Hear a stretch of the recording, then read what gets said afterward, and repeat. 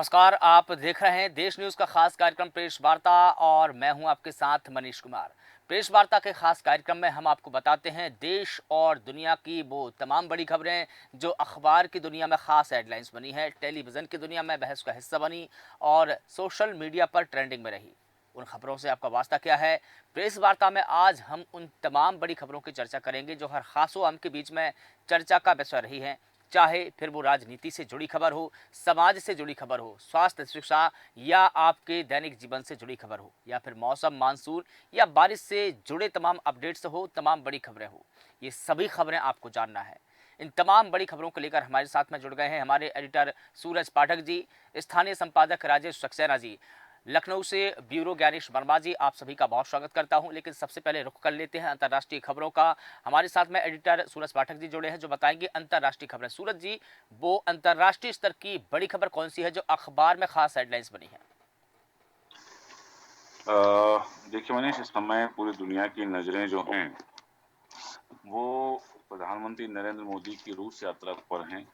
प्रधानमंत्री नरेंद्र मोदी की जो रूस यात्रा रही है, उसमें जहाँ एक तरफ पुतिन और उनके बीच की जो बॉन्डिंग दिखी है, दूसरी तरफ उसमें यूक्रेन युद्ध को लेकर भी चर्चा सामने आई। यहाँ जैसा कि हम देख रहे थे और कल चर्चाओं में भी जो बातें रही हैं कि प्रधानमंत्री नरेंद्र मोदी रूस पहुंचे और पुतिन ने उन्हें अपने घर बुला करके डिनर पर इनवाइट किया और वो जब उन्होंने धन्यवाद भी दिया और उस बीच में एक बात आई थी। यूक्रेन के राष्ट्रपति ने जो कहा था कि दुनिया का सबसे बड़ा लोकतंत्र दुनिया के सबसे बड़े खूनी से गले मिल रहा है, क्योंकि कीव पर जो अस्पताल पर हमला हुआ था उसको लेकर के ये बात सामने आई थी कि कीव में जो अब तक का सबसे बड़ा हमला माना जाता है, तो उसको लेकर के बात आई कि मासूम बच्चों की मौत से दिल छलनी जो हुआ है और युद्ध के बीच में शांति वार्ता नहीं हो सकती। प्रधानमंत्री नरेंद्र मोदी ने जो बात कही, यहाँ मैं जिक्र करना चाहूँगा कि जिस तरह से बात हो रही थी कि कुछ भारतीय, क्योंकि हमने देखा था कि जो भारतीय रूस में हैं, वो रूसी मिलिट्री में शामिल हैं, रूसी सेना में शामिल हैं और 2 भारतीय सैनिकों की मौत हो चुकी थी, जो रूसी सेना में थे।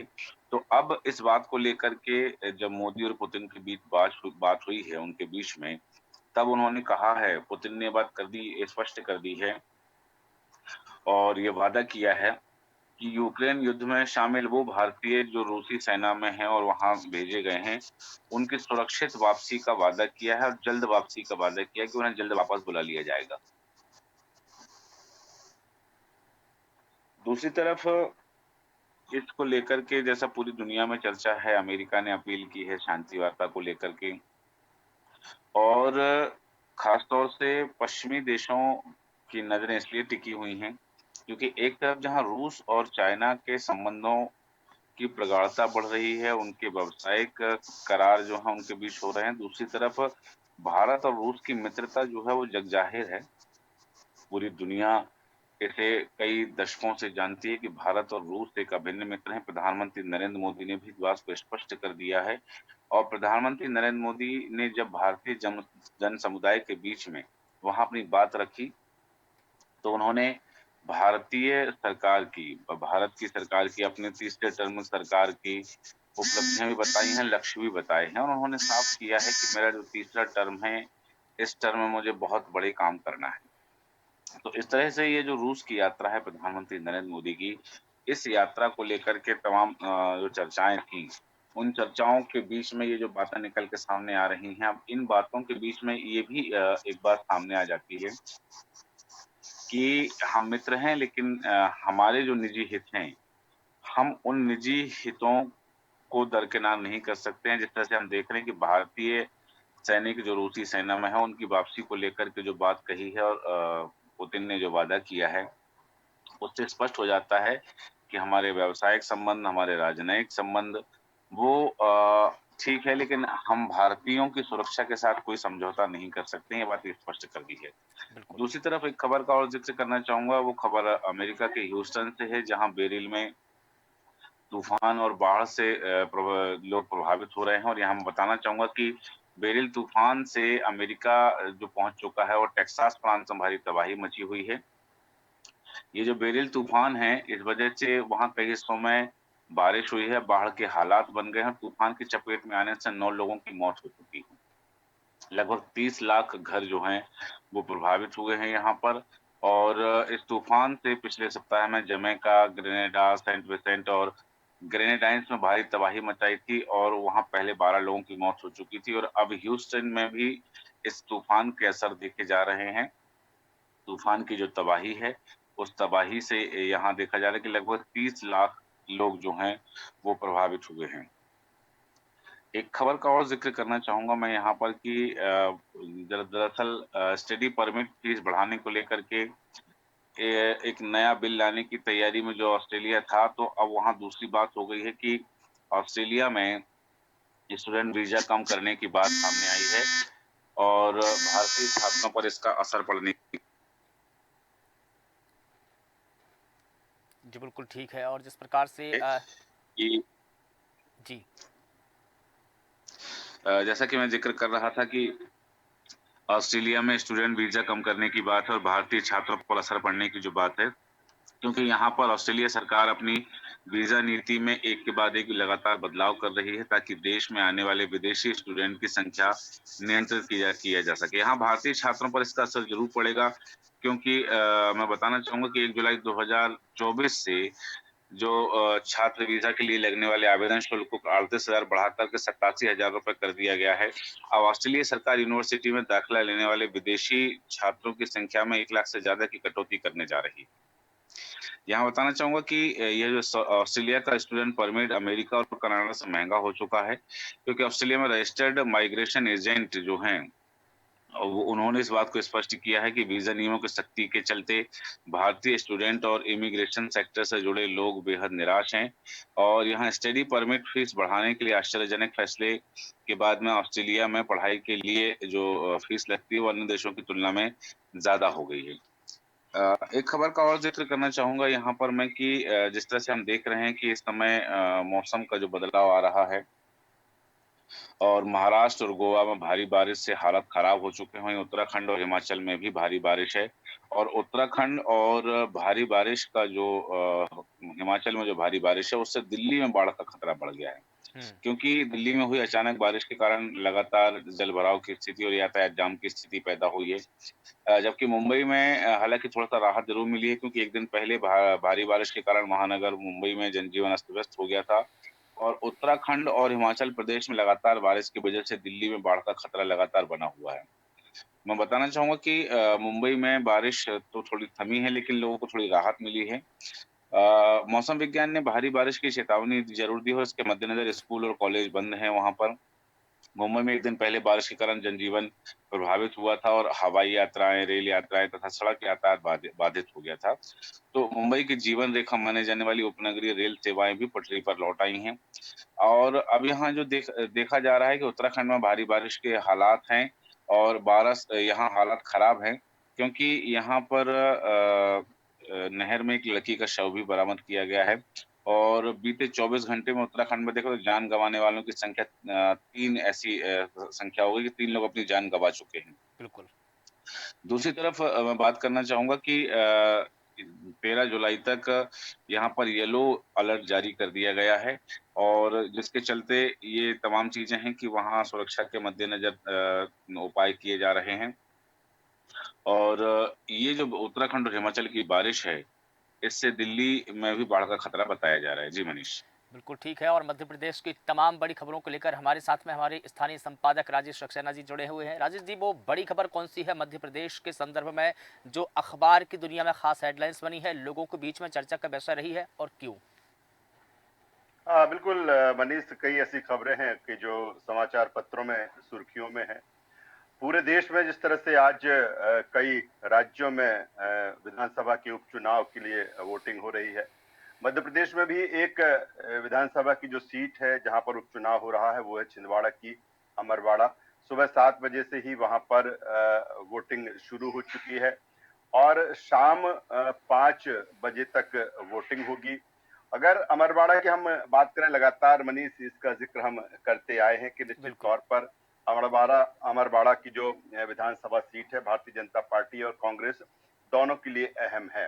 कुल 9 प्रत्याशी इस चुनाव में मैदान में हैं और अगर मुख्य मुकाबले की बात करें या जिस तरह से मुकाबले की बात करें तो यहाँ पर त्रिकोणीय मुकाबला है। उसका कारण है कि जहां भारतीय जनता पार्टी से कमलेश शाह मैदान में है, जो कांग्रेस छोड़ भारतीय जनता पार्टी में आए, कांग्रेस में विधायक चुने गए थे 2023 में, और उनके दल बदलने के बाद यहाँ पर उपचुनाव हो रहा है। यही कारण है कि बीजेपी से कमलेश शाह है। दूसरी तरफ अगर हम कांग्रेस की बात करें तो धीरन शाह वहां पर मैदान में है, और जो त्रिकोणीय मुकाबला है वो गोंडवाना गणतंत्र पार्टी के मैदान में उतरने के बाद है, जहां से गोंडवाना गणतंत्र पार्टी से जो देव राबेन भलावी हैं वो मैदान में है। कुल अगर हम वोटरों की हम बात करें तो 2,57,000 के आसपास यहाँ पर वोटर हैं जो अपने मताधिकार का प्रयोग आज कर रहे हैं। इसके अलावा 332 मतदान केंद्र यहाँ पर बनाए गए हैं। सुरक्षा की पुख्ता व्यवस्था की गई है यहाँ पर, और 1,485 जो मतदान कर्मी हैं वो ड्यूटी पर लगाए गए हैं। अगर अमरवाड़ा को देखें तो अमरवाड़ा वो सीट है क्योंकि छिंदवाड़ा का गढ़ कभी कमलनाथ का गढ़ कहा जाता था मनीष, और 2023 यही कारण रहा है कि जब भारतीय जनता पार्टी पूरे मध्य प्रदेश में 163 सीटें जीत कर लेकर आ रही है, ऐसे में छिंदवाड़ा में 2023 में 7 में से 7 विधानसभा की सीट कांग्रेस ने जीती थी। उसका कारण था कमलनाथ का वहां से होना, कमलनाथ के छिंदवाड़ा मॉडल का होना। लेकिन कहीं ना कहीं उस छिंदवाड़ा मॉडल पर जो भारतीय जनता पार्टी ने एक कील ठोक दी है लोकसभा चुनाव जीतकर, और अब पूरी तैयारी अमरवाड़ा को लेकर भी है। हालांकि इसको लेकर राजनीति और सियासत भी गरमाई है, क्योंकि जिस तरह से और अभी हाल ही में मंत्रिमंडल का विस्तार हुआ और उसमें रावत को वहां पर कैबिनेट मंत्री बनाया गया है। ऐसे में कांग्रेस ने आपत्ति दर्ज की गई कि जब अमरवाड़ा में चुनाव हो रहा है, कहीं ना कहीं ये मैसेज कन्वे करने की कोशिश है कि जो बीजेपी में आता है, कमलेश शाह बीजेपी में आए तो उनको भी मंत्री बनाया जा सकता है, और इसकी शिकायत निर्वाचन आयोग को की है। तो ये अहम खबर है, और लगातार चूंकि सुबह 7 बजे से यहाँ पर वोटिंग शुरू हो चुकी है। जो प्रमुख उम्मीदवार हैं, चाहे हम कमलेश शाह की बात करें, धीरन शाह की बात करें या देव राबेन भलावी की बात करें, वो अपने मताधिकार का प्रयोग। जी बिल्कुल ठीक है। लगातार मोहन यादव जो कैबिनेट की बैठक है मनीष, वो आज होने जा रही है, और कैबिनेट बैठक में की अगर हम बात करें, आज 11 बजे मंत्रालय में ये बैठक होगी। कई प्रस्ताव हैं जिन पर चर्चा के बाद उनको मंजूरी मिल सकती है। एक ऐसा प्रस्ताव है मध्य प्रदेश विधानसभा के ई विधान प्रोजेक्ट को सहमति के लिए प्रस्ताव आज पेश होना है। सूत्रों का कहना है कि कैबिनेट बैठक के तुरंत बाद मुख्यमंत्री डॉक्टर मोहन यादव हाल ही में मंत्रिमंडल में शामिल किए गए रामनिवास रावत को विभाग आज आवंटित कर सकते हैं। जिस तरह से उन्हें कैबिनेट मंत्री की पद कैबिनेट मंत्री पद दिया गया था, आज उनके विभागों का विभाग भी उनको मिल जाएगा। दूसरी तरफ रामनिवास रावत के मंत्री बनने के बाद पहली बार कैबिनेट की बैठक में वो शामिल होंगे, यानी कि आज रामनिवास रावत भी उस कैबिनेट बैठक में शामिल होंगे। कैबिनेट की बैठक में ई विधान, जिसका मैंने पहले जिक्र किया कि ई विधान प्रोजेक्ट पर चर्चा होगी। हाल ही में विधानसभा की जो कार्यवाही को हाईटेक करने के लिए केंद्र, मध्य प्रदेश विधानसभा और मध्य प्रदेश के संसदीय कार्य विभाग के बीच त्रिपक्षीय समझौता हुआ था। प्रोजेक्ट में विधानसभा की पूरी कार्यवाही पेपरलेस की जाएगी, जिसको लेकर कई नवाचार विधानसभा अध्यक्ष ने जो पहले रहे हैं गिरीश गौतम, उन्होंने किए हैं, और वर्तमान में नरेंद्र सिंह तोमर जो अध्यक्ष हैं वो लगातार इसके लिए कर रहे हैं। प्रोजेक्ट के तहत विधायकों के डेस्क पर ही स्क्रीन में प्रश्नों के अलावा विधानसभा से संबंधित सभी जानकारी ऑनलाइन उन्हें दिख जाएगी। इसी तरह विधायकों को सभी तरह की जानकारी कागजों की बजाय सॉफ्ट कॉपी में ऑनलाइन दी जाएगी। इससे न सिर्फ सदन की कार्यवाही आसान होगी बल्कि सरकार को आर्थिक बचत भी होगी। तो ये अहम आज प्रस्ताव इसको होगा। दूसरी तरफ लगभग 21 करोड़ के इस प्रोजेक्ट में 60% राशि केंद्र सरकार देगी, बाकी 40% राशि जो राज्य सरकार है वो देगी। साथ ही अगर कैबिनेट बैठक की हम बात करें तो बड़े प्रोजेक्ट के लिए जो राशि का आवंटन है, अभी हाल ही में जिस तरह से बजट आया तो बड़े प्रोजेक्ट की जो राशि का आवंटन है उसके प्रस्ताव को भी आज मंजूरी मिलेगी। इसके अलावा जो एक अन्य खबर है, आज 1 बजे से मुख्यमंत्री डॉक्टर मोहन यादव सभी विधायकों की एक बैठक लेने वाले हैं। कल भी मंगलवार को एक बैठक हुई थी और सीएम ने विधायकों से जो अपने अपने क्षेत्र के विकास का जो रोड मैप है वो मांगा है। कल जब मंगलवार को बैठक हुई थी उसमें रीवा और शहडोल संभाग के जो विधायक हैं मनीष, वो इसमें शामिल हुए थे। रीवा और शहडोल संभाग के विधायकों से मुख्यमंत्री ने 5 साल का अपने क्षेत्र का विकास का रोड मैप देने को कहा है। मुख्यमंत्री ने कहा कि विधायक एक योजनाबद्ध तरीके से एक पूरे प्रोजेक्ट के तौर पर काम करें और समय सीमा, जो भी समय सीमा निर्धारित की जाए वो उस समय सीमा में करें। दूसरी तरफ प्रदेश सरकार जो काम कर रही है उसको जनता के बीच में कैसे ले जाना है, ये तमाम सारे बिंदु मनीष रहे हैं जो कल बैठक हुई थी और उसी को आज मुख्यमंत्री डॉक्टर मोहन यादव आगे बढ़ाएंगे। अपने विधायकों के साथ वो बैठक करने वाले हैं और 1 बजे सीएम हाउस में ये बैठक होगी। जी मनीष। जी बिल्कुल ठीक है, और सभी की निगाहें आज कैबिनेट की मीटिंग पर भी रहेगी, क्योंकि जिन जिन प्रस्तावों पर मोहर लगेगी उनको अमली जामा भी पहनाया जाएगा। ये भी मुख्यमंत्री के आदेश से। चलिए उत्तर प्रदेश का रुख करते हैं। उत्तर प्रदेश की तमाम बड़ी खबरों को लेकर लखनऊ ब्यूरो ज्ञानेश वर्मा जी हमारे साथ में जुड़े हैं। ज्ञानेश जी, उत्तर प्रदेश की वो तमाम बड़ी खबरें कौन सी है जो अखबार में खास हेडलाइंस तो बनी ही, लेकिन हर खास आम के बीच में चर्चा का विषय भी रही, सुर्खियां भी रही, बताइए। देखिए मनीष जी, उत्तर प्रदेश में बताना चाहूंगा, ब्यूरोक्रेट से खबर यह है कि उत्तर प्रदेश में सरकार ने जो आईपीएस जुगल किशोर तिवारी थे, डीआईजी, के फायर सर्विस को सस्पेंड कर दिया है शासन ने।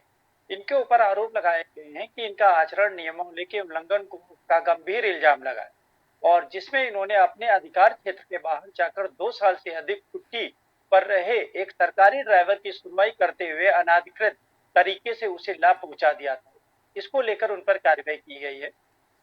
वहीं मनीषी में बात करूंगा कि पीसीएस संघ ने दिवंगत एसडीएम के परिवार को 41 लाख रुपए दिए और उत्तर प्रदेश पीसीएस संघ ने दिवंगत एसडीएम महेंद्र कुमार की पत्नी वंदना को 41 लाख रुपए की आर्थिक मदद की है। और ब्यूरोक्रेसी में भी इस बात की काफी तारीफ हो रही है।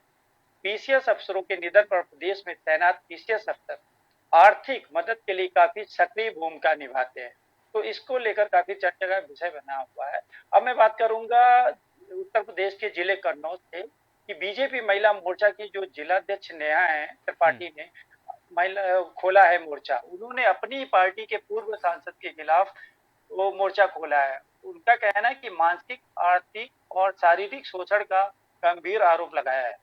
नेहा त्रिपाठी ने डीएम को शिकायती पत्र दिया है और सुरक्षा की मांग की है।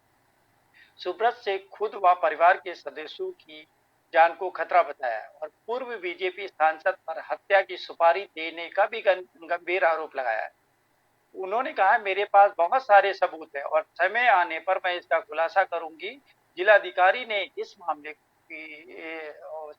को संज्ञान में लेकर जांच के आदेश दिए और ये पूरा मामला जो है कन्नौज से जिला पंचायत सदस्य कन्नौज से है, जहाँ पे बता दूं कन्नौज से जिला पंचायत सदस्य भी है नेहा त्रिपाठी। वहीं मैं बात करूंगा मनीष जी की समाजवादी पार्टी उत्तर प्रदेश कार्यालय से बड़ी खबर थी कि समाजवादी पार्टी के कार्यालय के बाहर लगाए गए थे पोस्टर और उपचुनाव से पहले सपा का पोस्टर वार की शुरुआत हुई है। कार्यालय के बाहर अयोध्या, चित्रकूट तो झांकी है, मथुरा अभी बाकी है कि लगाए गए पोस्टर है वो चर्चा का विषय बने हुए हैं। और ये समाजवादी पार्टी जो है लखनऊ में उसके बाहर पोस्टर लगाए हैं लोगों ने और ये पूरा वीडियो वायरल हो रहा है। उत्तर प्रदेश में लोकसभा की 37 सीटें जीतने के बाद समाजवादी पार्टी कार्यकर्ताओं में का जोश काफी हावी है। वहीं मैं बात करूंगा कि आज मुख्यमंत्री योगी आदित्यनाथ उत्तर प्रदेश में अधीनस्थ सेवा चयन आयोग द्वारा जो निष्पक्ष एवं पारदर्शी भर्ती प्रक्रिया के अंतर्गत जो 7,720 लेखपालों की नियुक्ति पत्र का वो लोक भवन सभागार में वितरित करेंगे। वहीं मैं बात करूंगा कि आज सुबह 5:30 बजे लखनऊ आगरा एक्सप्रेसवे पर एक एक्सीडेंट हो गया जो प्राइवेट बस और दूध टैंकर के बीच भयानक एक्सीडेंट हुआ, जिसमें 18 लोगों की मृत्यु हो गई और लगभग 30 लोग घायल हो गए। वहीं मैं बता दूं मनीष जी की लापरवाही जो विद्युत विभाग की है, अधिकारियों की लापरवाही लगातार उजागर हो रही है, जिसको लेकर भारतीय जनता पार्टी के विधायक जो है आशीष सिंह आसू ने अपने ऊर्जा मंत्री AK शर्मा को पत्र लिखा है, जो पत्र वायरल हो रहा है। उन्होंने कहा है कि विधायक आशीष का पत्र ऊर्जा मंत्री के सोशल मीडिया पर वायरल हो रहा है। उनका कहना है कि 1 महीने से विद्युत आपूर्ति लगातार बाधित चल रही है, जिसको लेकर कई बार मैंने अधिकारियों को बताया भी है। उन्होंने हालाँकि मामले को संज्ञान में नहीं लिया। उसके बाद में उन्होंने अपने लेटर पैड पे ऊर्जा मंत्री ए.के. शर्मा को पत्र लिखा और ये जो पत्र है वायरल हो रहा है। हालाँकि मंत्री से मिलकर भी शिकायत कर सकते थे विधायक जी, लेकिन कहीं न कहीं अधिकारियों पर आरोप लगाकर सरकार को ही कटघरे में खड़ा करने का काम कर रहे हैं विधायक आशीष सिंह आसो। वहीं मैं बात करूँगा कि हाथरस कांड में एसडीएम सीओ समेत 6 लोगों को निलंबित कर दिया गया है और शासन ने यह कार्रवाई हादसे की जांच के लिए गठित एडीजी जोन आगरा और मंडल आयुक्त अलीगढ़ की एसआईटी रिपोर्ट में की है और सिफारिश के आधार पर की गई एसआईटी जांच ने पाया गया है कि इन अधिकारियों ने कार्यक्रम को गंभीरता से नहीं लिया है और उसके बाद कार्रवाई की गई। मैं बता दूं कि मनीष जी की पीसीएस धर्मेंद्र कुमार उप जिलाधिकारी को नई जिम्मेदारी मिली है, जो गौतम बुद्ध नगर में पोस्टिंग थी। इनको एसडीएम हाथरस बनाया गया है। जी मनीष जी। बिल्कुल ठीक है। तमाम जानकारियों के लिए आपका बहुत शुक्रिया, आप सभी का बहुत शुक्रिया प्रेस वार्ता के खास कार्यक्रम में जुड़ने के लिए। तो बता दें कि प्रेस वार्ता में आज हमने उन तमाम बड़ी खबरों की चर्चा की है जो राष्ट्रीय स्तर से हर लोगों के बीच में, हर लोगों की जुबान पर रही, चर्चा का विषय रही और अखबार की दुनिया में खास हेडलाइंस बनी। अंतर्राष्ट्रीय खबरों पर भी हमने प्रकाश डाला। हमारे एडिटर सूरज पाठक ने उन तमाम बड़ी खबरों की चर्चा की जो हर खास आम के बीच में चर्चा का विषय रही है। फिलहाल देश न्यूज़ के खास कार्यक्रम प्रेस वार्ता में बस इतना ही। कल इसी वक्त फिर होगी मुलाकात। तब तक आप लगातार बने रहिए देश न्यूज़ के साथ। नमस्कार।